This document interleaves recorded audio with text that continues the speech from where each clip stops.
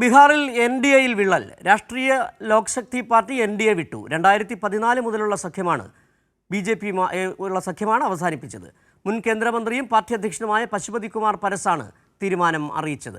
വിവരങ്ങളുമായി CBC Joseph ചേരുകയാണ് ദില്ലിയിൽ നിന്ന്. CB, ബീഹാർ തെരഞ്ഞെടുപ്പിന് മാസങ്ങൾ മാത്രം ശേഷിക്കെ വലിയ പൊട്ടിത്തെറി NDAയിൽ ഉണ്ടാകുന്നു. മാത്രമല്ല, ഇതിൽ ഈ പരസ് നിരവധി ആരോപണങ്ങൾ ഉന്നയിച്ചതിൽ ഒന്ന് നിതീഷ് കുമാറിനെതിരെ തന്നെയാണ്. നിതീഷ് കുമാർ ദളിത് വിരുദ്ധനാണ്, മാത്രമല്ല മറ്റു വിഭാഗങ്ങളെ അവഗണിക്കുന്നയാളാണ്. അതുകൊണ്ട് തന്നെയാണ് ഈ NDA സഖ്യം വിട്ടതെന്നാണ് പറയുന്നത്. ഏതായാലും വലിയ തരത്തിലുള്ള പ്രതിസന്ധി നേരിടുന്നുണ്ട് NDA ബീഹാർ തെരഞ്ഞെടുപ്പ് അടുക്കുന്ന വേളയിൽ. സിജു, തീർച്ചയായും ഈ വർഷം അവസാനമാണ് ബീഹാറിൽ നിയമസഭാ തെരഞ്ഞെടുപ്പ് വരാൻ പോകുന്നത്. കഴിഞ്ഞ ദിവസം ഈ വഖഫ് ഭേദഗതി ബില്ലുമായി ബന്ധപ്പെട്ടുകൊണ്ട് ഇതിനെ പിന്തുണച്ചതിനെ തുടർന്ന് JDU നിന്നും 2 മുസ്ലിം വിഭാഗത്തിലുള്ള MLA അടക്കം രാജിവെച്ചുകൊണ്ട് വലിയ പ്രതിസന്ധിയിൽ NDAയിൽ ഉൾപ്പെടുത്തേണ്ടതുണ്ട്. ഇതിന് പിന്നാലെയാണ് ഇപ്പോൾ ദളിത് വിരുദ്ധ സർക്കാരാണെന്ന് ചൂണ്ടിക്കാട്ടിക്കൊണ്ട് ദളിത് വിഭാഗത്തിൽ സ്വാധീനമുള്ള പാർട്ടി ഇപ്പോൾ ഈ NDA സഖ്യം വിടുന്നതായി തീരുമാനിച്ചിരിക്കുന്നത്. രാഷ്ട്രീയ ലോകശക്തി പാർട്ടിയാണ് ഇപ്പോൾ ഈ ഒരു NDAയുമായുള്ള 2014 മുതലുള്ള ബന്ധം ഉപേക്ഷിക്കുന്നുവെന്ന് ഇപ്പോൾ വ്യക്തമാക്കിയിരിക്കുന്നത്. ഇന്നലെ ഈ അംബേദ്കർ ജയന്തി ആഘോഷവുമായി ബന്ധപ്പെട്ടുള്ള പൊതുപരിപാടിയിലായിരുന്നു ഈ ഒരു പ്രഖ്യാപനം നടത്തിയത്. പ്രധാനമായും മുൻ കേന്ദ്രമന്ത്രിയും പാർട്ടി അധ്യക്ഷനുമായ പശുപതി കുമാർ സരസാണ് ഈ കാര്യം അറിയിച്ചത്. അദ്ദേഹം മുൻ ലോക ജനശക്തി പാർട്ടിയുടെ രാംവിലാസ് അധ്യക്ഷ സ്ഥാപകനായ രാംവിലാസ് പാസ്വാന്റെ സഹോദരൻ കൂടിയാണ്. അദ്ദേഹം 2021 ഈ ഒരു പുതിയ പാർട്ടി, ഈ അന്നത്തെ ഈ ലോക ജനശക്തി പാർട്ടി പിളർത്തിക്കൊണ്ട് പുതിയൊരു പാർട്ടി രൂപീകരിക്കുകയും പിന്നീട് NDAയുടെ ഭാഗമായി തന്നെ നിൽക്കുകയായിരുന്നു.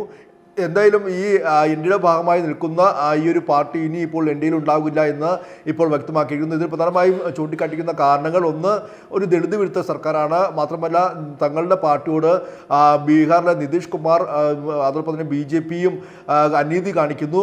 വലിയ ഈ NDAയുടെ യോഗങ്ങളിൽ പോലും തങ്ങൾക്ക് പ്രത്യേകമായി സീറ്റുകൾ ലഭിക്കുന്നില്ല. കഴിഞ്ഞ ലോക്സഭാ തെരഞ്ഞെടുപ്പിലും തങ്ങൾക്ക് സീറ്റ് നൽകിയില്ല. 2014 ഒരുമിച്ച് പാർട്ടിയിൽ നിന്നപ്പോൾ അന്ന് 5 സീറ്റുകൾ തങ്ങളുടെ വിഭാഗത്തിന് ലഭിച്ചിരുന്നു. എന്നാൽ പിന്നീട് കഴിഞ്ഞ ലോക്സഭാ തെരഞ്ഞെടുപ്പിലും ഒരു സീറ്റ് പോലും നൽകിയിട്ടില്ല. കഴിഞ്ഞ വർഷം നടന്ന 5 ഉപതെരഞ്ഞെടുപ്പുകളിലും തങ്ങളെ പരിഗണിച്ചില്ല എന്നടക്കമുള്ള കാര്യങ്ങൾ ചൂണ്ടിക്കാട്ടിക്കൊണ്ട് നിരന്തരമായ അവഗണനയും ദളിത് വിരുദ്ധ നടപടിയുമായി ബീഹാർ സർക്കാർ മുന്നോട്ട് പോകുന്നു.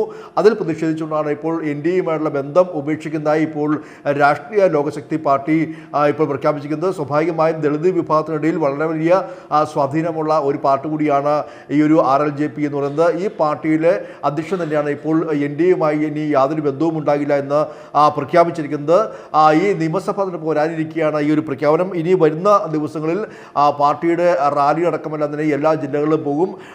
ബീഹാറിലെ 243 സീറ്റുകളിലും മത്സരിക്കുമെന്നും അദ്ദേഹം പ്രഖ്യാപിച്ചിട്ടുണ്ട്. നമുക്ക് ഇപ്പോൾ അതോടൊപ്പം തന്നെ പരസ്യം പറഞ്ഞൊരു കാര്യം, അദ്ദേഹം എല്ലാ മണ്ഡലങ്ങളിലും, കാരണം ഇതിനകത്ത് പ്രധാനമായും ഉന്നയിക്കുന്നത് ഈ നിതീഷ് കുമാറിന്റെ ദളിത് വിരുദ്ധത തന്നെയാണ്. ഇക്കാര്യം ചൂണ്ടിക്കാട്ടി സംസ്ഥാനത്തെ എല്ലാ നിയമസഭാ മണ്ഡലങ്ങളിലും യാത്ര നടത്തുമെന്ന് കൂടി പരസ്യം പറഞ്ഞതായിട്ട് മനസ്സിലാക്കാൻ കഴിയുന്നുണ്ട്. CB,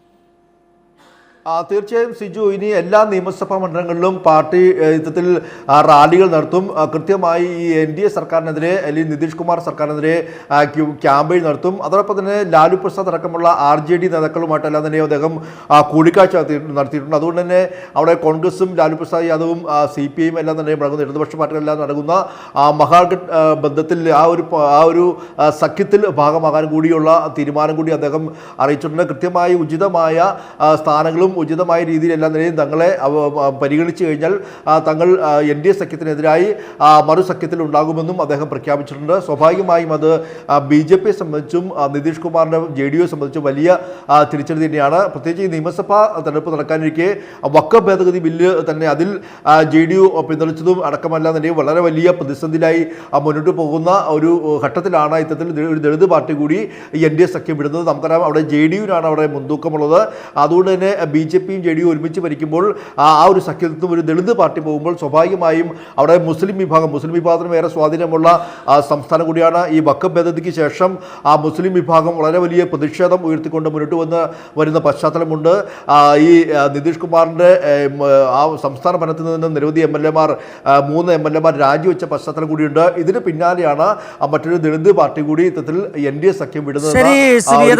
വലിയ തരത്തിലുള്ള പ്രതിസന്ധിയാണ് NDA ബീഹാർ തെരഞ്ഞെടുപ്പിന് മുന്നോടിയായി കാത്തിരിക്കുന്നത്. NDA കക്ഷിയായ ഒരു പാർട്ടി കൂടി ഇപ്പോൾ മുന്നണി വിട്ടിരിക്കുകയാണ്.